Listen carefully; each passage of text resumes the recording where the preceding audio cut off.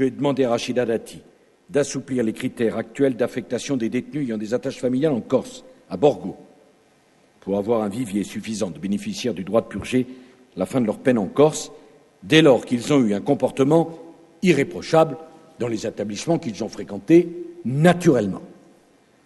Alors, ces affectations seront décidées au cas par cas afin de préserver l'ordre public et la sécurité des établissements.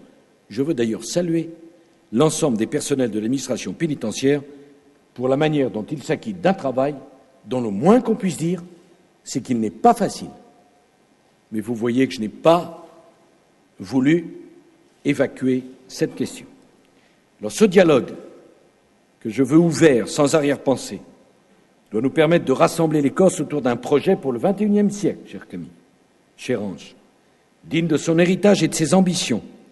Un projet qui rassemblera toutes les forces vives. Je n'oublie pas les conseils généraux de Corse du Sud et d'Haute-Corse, ni les maires des 360 communes. En son temps, j'ai dit ce que je pensais de la réforme institutionnelle. Mais les Corses se sont prononcés. C'est terminé, le chantier institutionnel.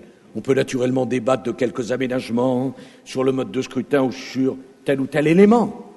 Mais on ne peut pas, comme je l'ai fait, faire confiance aux Corses en leur donnant la parole et de ne pas tenir compte de ce qu'ils m'ont dit. Alors, ce ne sont pas les bombes qui font progresser la croissance, c'est l'esprit d'entrepreneuriat des Corses. Ce ne sont pas les attentats qui ont contribué à l'amélioration des infrastructures et de l'habitat, mais l'action combinée des élus auxquels je veux rendre hommage, parce que ce n'est pas facile, de l'État et des Corses eux-mêmes, à une semaine de la remise des travaux du Grenelle de l'environnement, avec Jean-Louis Borloo.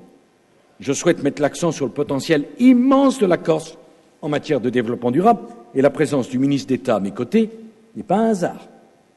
J'attache une très grande importance à la question foncière, qui fait partie intégrante de la culture corse. Oui, il faut protéger la Corse et sa valeur patrimoniale, c'est-à-dire son caractère, ses sites, son agriculture, sa biodiversité, parce que c'est votre capitale. Alors bien sûr, il y a une pression touristique et immobilière forte, mais la protection est assurée une fois encore, non par les bombes, mais par les lois littorales ou montagnes. Les acquisitions du Conservatoire du littoral, qui représentent quand même 20% du linéaire de vos côtes. La violence paralyse, la violence stérilise, la violence n'a aucun avantage. Elle en a créé des misères et des drames dans les familles de Corse, la violence. Vous êtes bien placés ici pour la détester, cette violence qui a fait tomber tant des vôtres.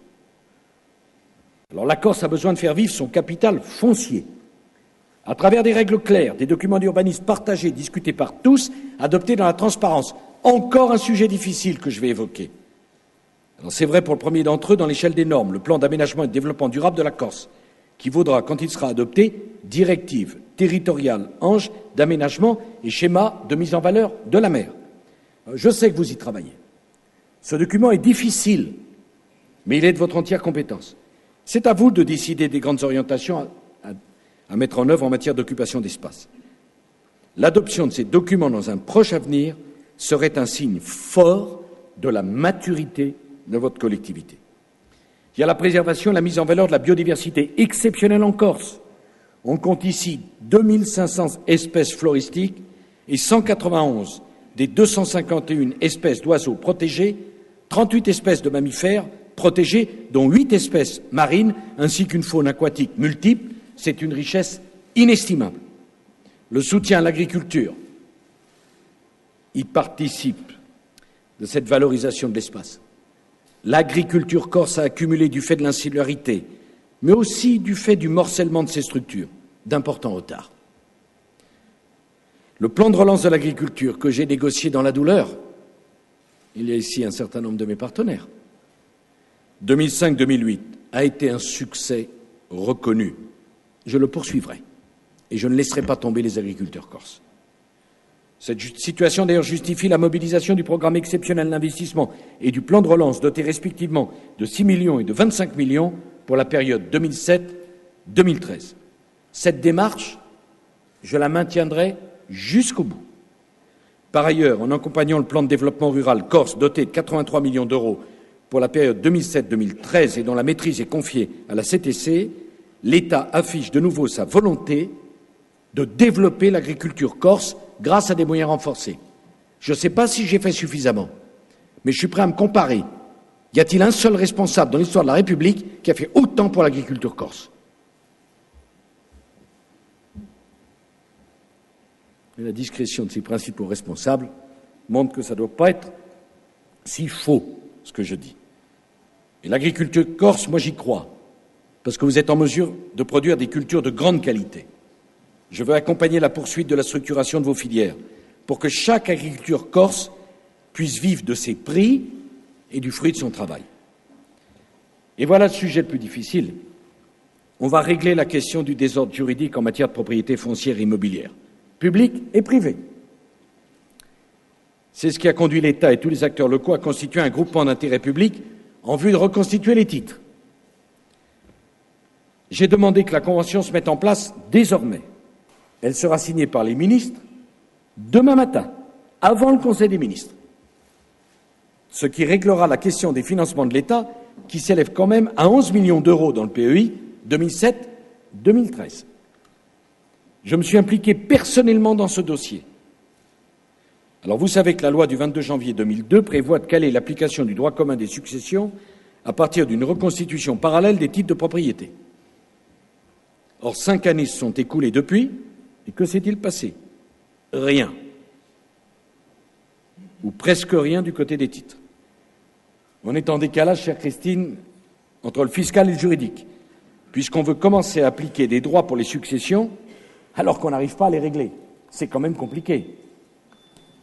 C'est honnête de présenter les choses comme ça. Alors cette structure chargée de la reconstitution des titres va être un progrès.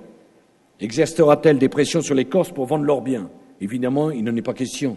Ça n'a rien à voir. L'objectif pour moi est la protection du patrimoine des Corses. L'absence de titre est la source de problèmes graves pour la Corse, qui vont aller en empirant. L'absence de titre n'est pas une protection. Elle pouvait se justifier lorsque l'appartenance à une famille, à une communauté de village était un rempart suffisant. C'était le temps où vous pouvez penser que l'absence de titre de propriété est une marque de solidarité collective et peut-être une protection contre les intrus. L'intrus étant d'ailleurs le plus souvent l'étranger au village. Mais aujourd'hui, il faut raisonner autrement. L'absence de titre est un danger pour la survie de certains biens. Elle est devenue un frein à la possession normale des biens. La reconstitution des titres n'oblige en rien à la vente, ni même à sortir de l'indivision.